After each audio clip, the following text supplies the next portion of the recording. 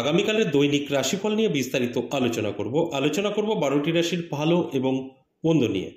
তাই প্রত্যেক দিনের মতো অনুরোধ করব শেষ পর্যন্ত প্রোগ্রামটা দেখুন, কারণ এটা অতি পরিচিত প্রোগ্রাম। প্রত্যেকটা দিন দৈনিক রাশিফল নিয়ে আমি আলোচনা করি আপনাদের অ্যালার্ট করার জন্য।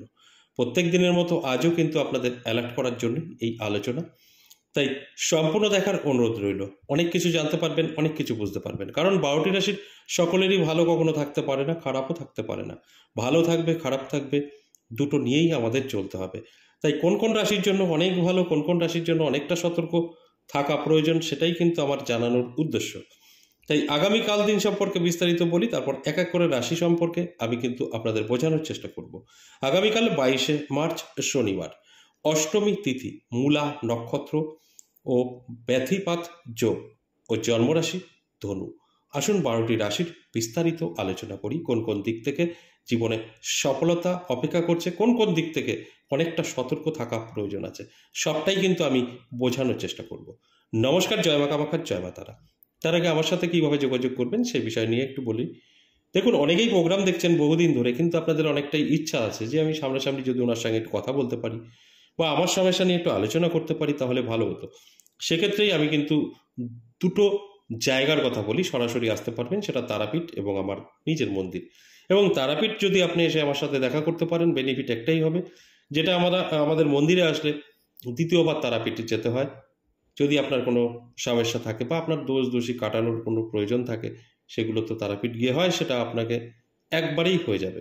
আপনি তারাপীঠ দেখা করতে আসছেন, যদি কোনো রকম কোনো কিছু করার প্রয়োজন হয় তারাপীঠে বসে কিন্তু সেই কাজগুলো আমরা করিয়ে থাকি।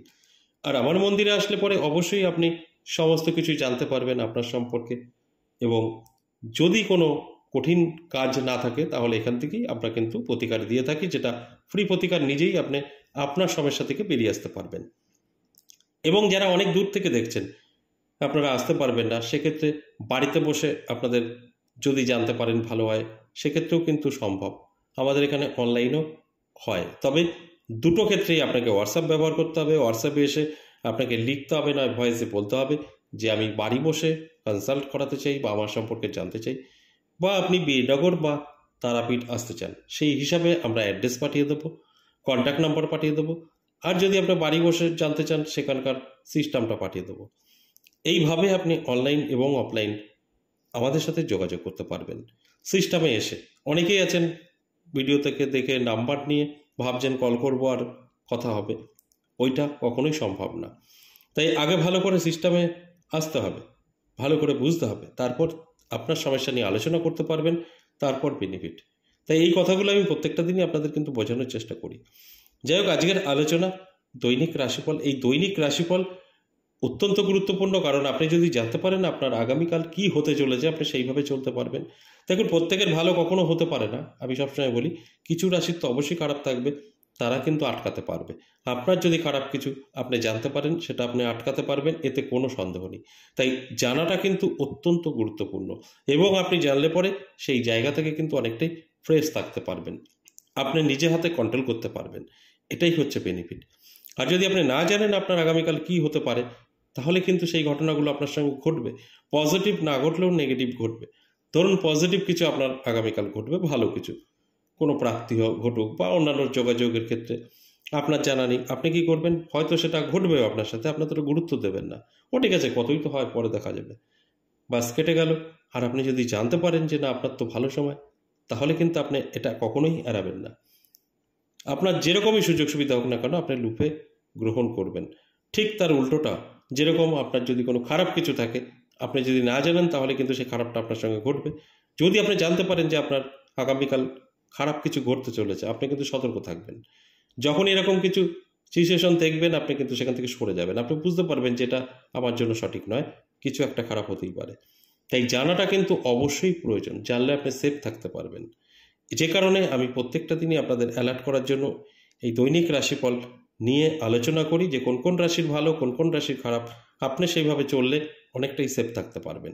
তাহলে আসুন এক এক করে সেই রাশিগুলো বলি। দেখুন, এর মধ্যে কোনটা আপনার রাশি ভালো বলছি না খারাপ বলছি, সেইভাবে আপনি চলতে পারবেন। যাদের নিয়ে ভালো বলবো তারা অবশ্যই ভালো থাকতে পারবেন, যাদের নিয়ে খারাপ বলবো তারা কিন্তু তাদের খারাপ দিকগুলো আটকাতে পারবেন। সম্ভব, আপনি যদি জানতে পারেন আপনার নেগেটিভ কিছু, সেটা আটকানো যায়। তাহলে আসুন এক এক করে বলি। প্রথমেই মেষ রাশি। মেষ রাশির জন্য যথেষ্ট শুভ সময় থাকবে আগামীকাল। মনের ইচ্ছা পূরণ হবে।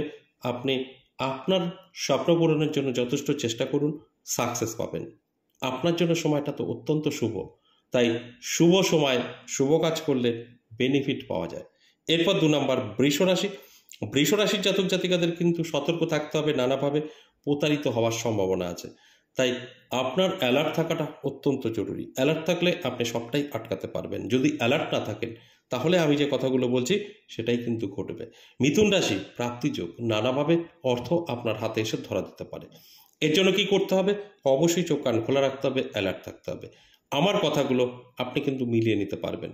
তাই অত্যন্ত শুভ সময় থাকছে মিথুন রাশির জাতক জাতিকাদের। এরপর কর্কট রাশি। কর্কট রাশির জাতক জাতিকাদেরও কিন্তু যথেষ্ট শুভ সময় থাকবে। আপনার কোনো শুভ খবর পেতে পারেন। আপনার জন্য অনেক কিছু ভালো অপেক্ষা করছে, যেগুলো আপনার অবশ্যই ভাগ্যের পরিবর্তন ঘটাতে পারে। তাই এই দিকগুলো মাথায় রেখে আপনাকে কিন্তু অ্যালার্ট থাকতে হবে, তবেই আমার কথাগুলো মিলিয়ে নিতে পারবেন। অ্যালার্ট থাকলে সবটাই কিন্তু আপনি উপলব্ধি করতে পারবেন।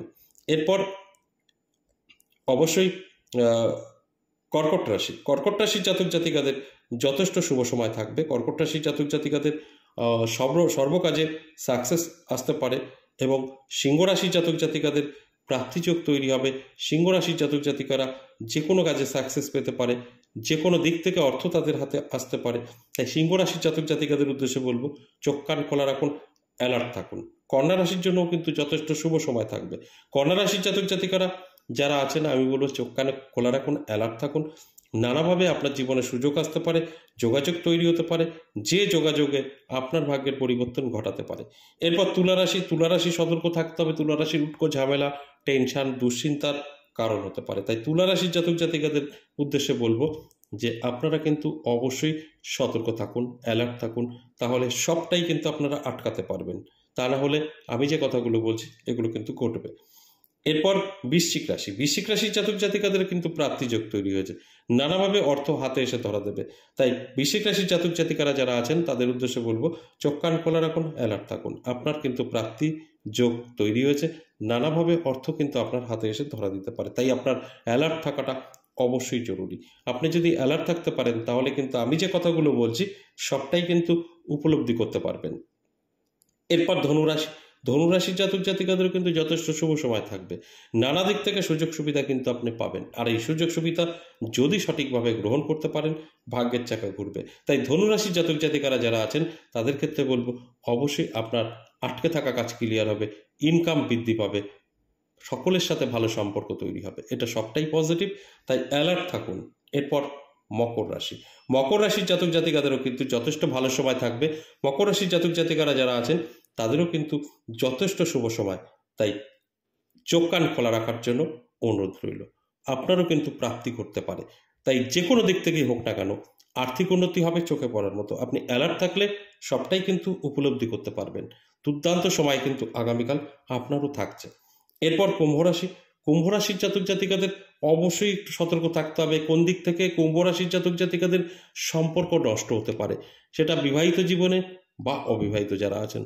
এর জন্য কি করতে হবে? অবশ্যই চোখ কান খোলা রাখতে হবে, অ্যালার্ট থাকতে হবে, তবে এগুলো আটকাতে পারবেন। তা না হলে আমি যে কথাগুলো বলছি সেগুলো কিন্তু আপনার সাথে মিলে যেতে পারে।